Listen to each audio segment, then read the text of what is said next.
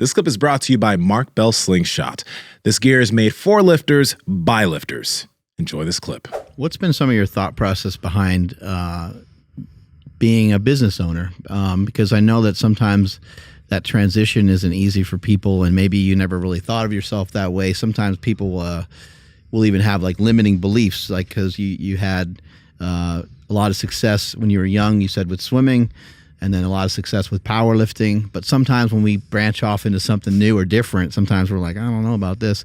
How has that process been for you? And you know, you're making equipment, you're selling programs, you're driving a lot of people to your website, you got a YouTube channel, like you're doing a lot of things. So how has that process been for you? It's definitely different. I mean, the process changes as you grow because, well, as you well know, the more employees you have, it ain't about you anymore. It's about the group.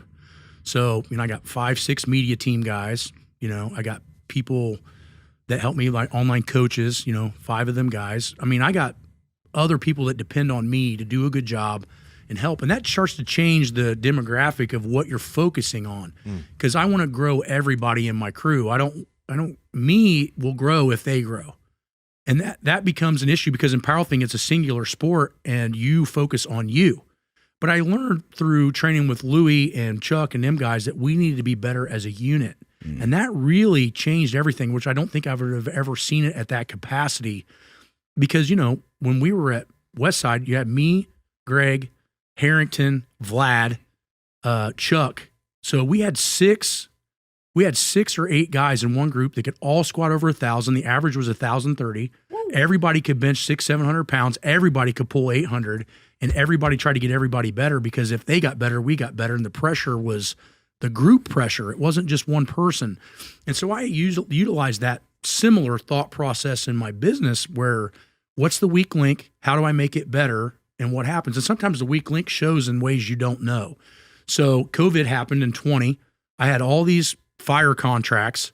Well, they didn't want any outsiders as an administration to come in. So I'm froze.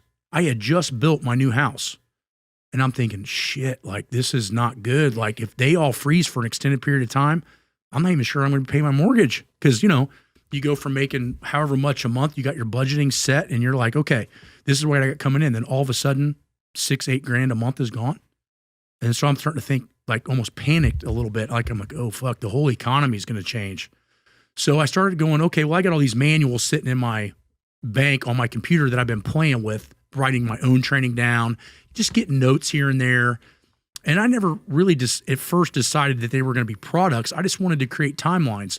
So if I wanted to train, say, power building, or I wanted to go hypertrophy, or I wanted to go a transition cycle, I had them. I'm like, these are fucking manuals.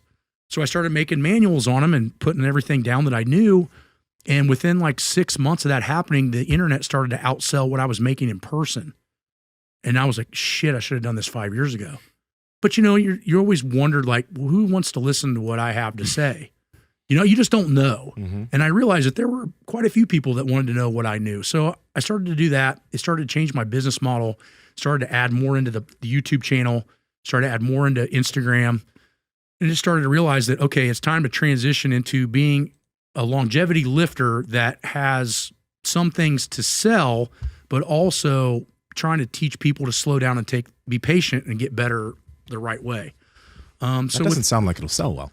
No, and actually it can be difficult sometimes. So with that being said, you just have to be open to change. I think business is about change.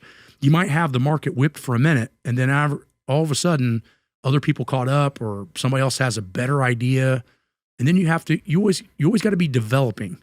So I usually spend most of my off day on Friday sitting around going, where's the weakness in the business? How do I make it better? And I seem to have made the right choices. But again, I think business is half strategic and half luck.